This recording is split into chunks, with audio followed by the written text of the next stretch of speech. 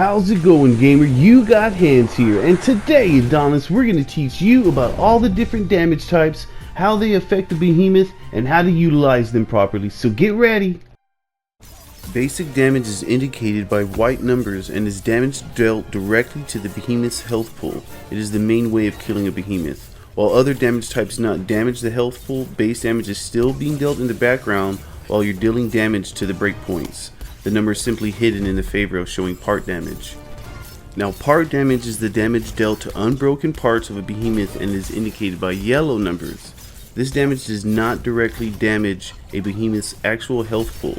It only counts towards the damage threshold for breaking a part.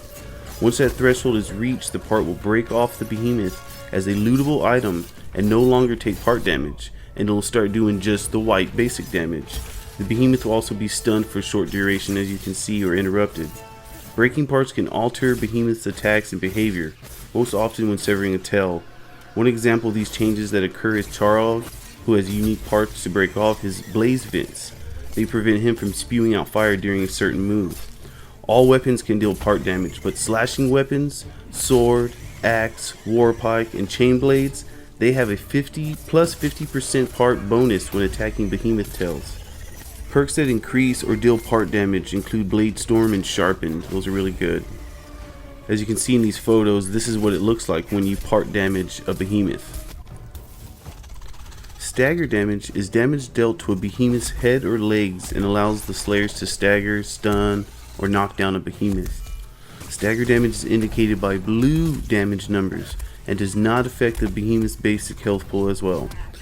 Generally, hitting the head of a behemoth deals higher stagger damage than impact to the legs, but it can vary between each behemoth. This is primarily dealt by slashing weapons and blunt weapons, like the sword, axe, chain blades, and hammers, with blunt type weapons dealing a higher base amount of stagger damage. There is a minimum damage threshold that must be met to deal stagger damage, so lower damage dealing weapons like chain blades will not deal enough stagger damage when attacking. Perks that increase or deal stagger damage include Knockout King, Pacifier, and Weighted Strikes. Wound damage will create wounded points on a behemoth's body where part damage can be dealt. This damage type is indicated by red numbers and does not affect the behemoth's basic health pool as well, gamer. Slashing weapons deal plus 50% part damage to wounded parts, and blunt weapons deal plus 25% part damage to wounded parts. However, the piercing weapons have their negative 25% part damage penalty removed once that part is wounded. And as the part has taken wound damage, blue aether will be visible in the scars of the damaged part. When a part has become wounded, aether will be flowing out of the cuts, as you can see in this picture above. Also, piercing weapons, the warpike, have an innate ability to apply and deal wound damage. And perks that increase or deal wound damage include acidic, barbed, and merciless. Also very good cells to use. I hope this video was helpful for you and you're able to better understand all the different damage types in Dauntless.